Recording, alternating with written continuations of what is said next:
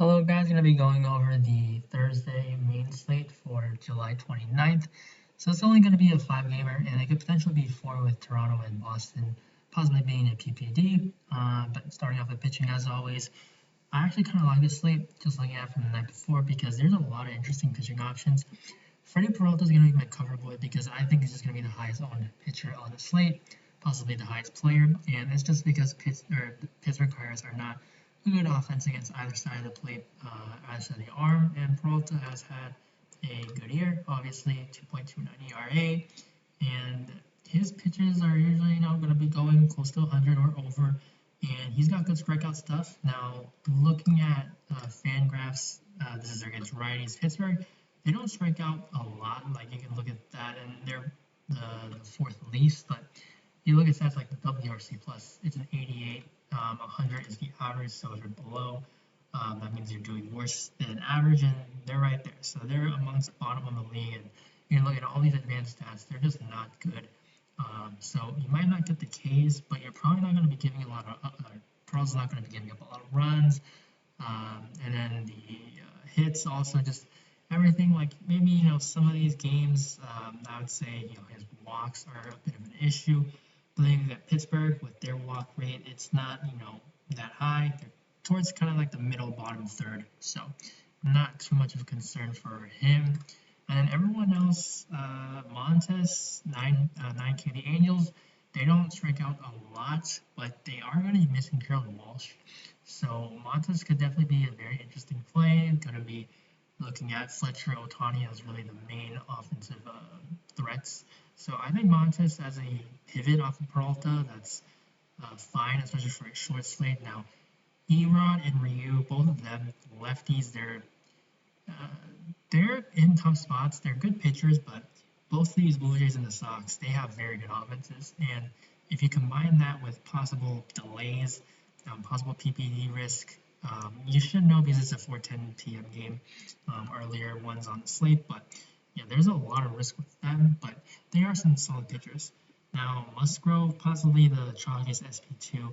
Colorado again. This is like when Otani was on the slate, who he didn't do as great, but he wasn't bad at all. You look at the Rockies, and they're the worst. Or you can just start with WRC plus. They're at a 70, even worse now, just bottom in the league. And the K rate's kind of in the middle of the pack. So it's a very good matchup for Musgrove, and he's going to be pitching at home. It says it's Freeland that he's going up against. Cobb, also someone that we're not sure, so DK sometimes messes these up. But we're going to have to monitor that. Obviously, if it's Freeland, Musgrove, just pitching for the Padres is going to be a good chance for a win. So I like Musgrove. Cobb, if he goes, going to be going the full length. He's definitely fine, 7,800 as a pivot off of Musgrove. I like that quite a bit. And then Mize and then Chad Cool. Both of these guys I have some interest as value options because they're under 7K obviously, but their matchups, like I think Cool, people are going to be looking at this game log and they're going to be kind of chasing. He was bad towards the beginning of the year, but now he's been really good. Like if you're telling me that I can get 70 fantasy points at 6,400 on this slate, I'll take that. So I think he's going to get some pretty good ownership, and I wouldn't mind to just go to Mize because the Orioles against righties are just not a good team. They're better against lefties. Mize does not have any walk issues. His Ks are nice. He doesn't go that deep into the game, so we're gonna have to monitor that. But if he's pitching well and there's no news about pitch limit, because certainly these are a bit concerning. So right now I can't say for sure that he would be my SP2, but it's at least something that's very interesting just because the matchup's nice. And if he's able to pitch, more than just these 50 pitches, like last game 79, that was encouraging because he also just wasn't able to get out of the inning. So maybe he was able to get in towards like the 90s, closer to 100s. And just looking at the Fangraphs again with the righties, Baltimore, they are the third worst in WRC plus, and they do have a high K percentage. They're right there, eighth highest in the league. Now, looking at the bats, so we're gonna take a look at Fantasy Labs here. High run totals, so the Brewers at 4.6 in the first game. They're fine. I think Omar Narvaez looks pretty good. Chad Cool, not that great against lefties. And just being a catcher at 3,700, Narvaez is a really good hitting catcher. So he looks like a really good option for the slate. Then you look at the Tigers on for them. There's Alexander Wells, who is basically a minor league reliever. Akil Baddoo isn't good against lefties, batting like in the 100s, but if you're able to knock out this guy early, then Baddoo can definitely get there. He's going to definitely have reduced ownership because of the lefty-lefty matchup. And then Scope, he's currently listed as out, so we're going to have to monitor what the lineup is going to be. But Grossman, having the platoon advantage. Miguel Cabrera, Candelario, same thing. Eric Haas, a little bit expensive, but a lot of these guys are righties, and so they're going to have the platoon advantage playing at home with the winds blowing out, and they're affordable. So good run total as well. I think it's going to be one of the chalkier options, especially when you're trying to fit in Freddie Peralta. And in this game, I hope that it plays, because if it doesn't, then you only have 4 games to choose from, and it's basically you can play Peralta, and you have a clear cash build, and you just have the Tigers and the Padres.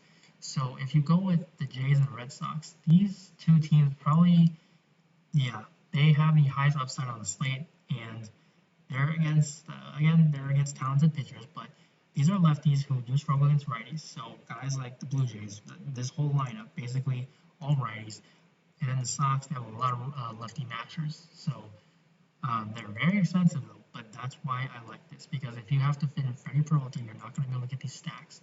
So it just creates a whole different lineup build. So if this game goes, I'm gonna really like both sides of the plate, but Hunter Renfroe 3700 just too cheap. Vasquez, even at the bottom, it's a nice stack if you go with the 8-9. And at the Jays, same thing as well. Like you got Grichuk, Gurriel, Kirk, like it's more of the value stacks that you can definitely afford. So if you're not going to Peralta, you're gonna pay down a little bit on pitching. Like if you go to Musgrove and Mize, Musgrove cool. Yeah, stack up some of these Jays and the Sox as long as this game is going to go. And then the Angels and the A's, like it's fine, but just I don't really want to tag Montes because the Angels lineup just is really banged up right now, and we're not sure if Cobb's starting, so I can't really say you can just lock in these A's or anything because they are very expensive. And then the last game with the Rockies, being away, I already talked about how the Rockies was really poor on the road against righties, so not gonna like them. And then with Musgrove, I like that. So for pitching, yes, I like this side. Hitting wise, we don't know if it's Freeland or not. If it is, Tommy Pham could definitely be leading off, which would make him a very good option at 4,600, and Austin Nola as well if he has a platoon advantage. Machado, these are studs, so if you can afford them, great. So yeah, now if you can play Tatis as well, awesome. But right now, I'm gonna go with Peralta and SP2. It's a toss-up. I think people will go with Musgrove though. So that's more like the cash build, and just stack with the Tigers. I think that's going to be the build. Again, you have like guys like Grossman, Candelario, Miguel Cabrera, usually like 4-player stacks. So whatever works.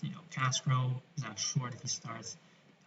So I would say that's going to be kind of like the chalky build, but Peralta and Musgrove for now.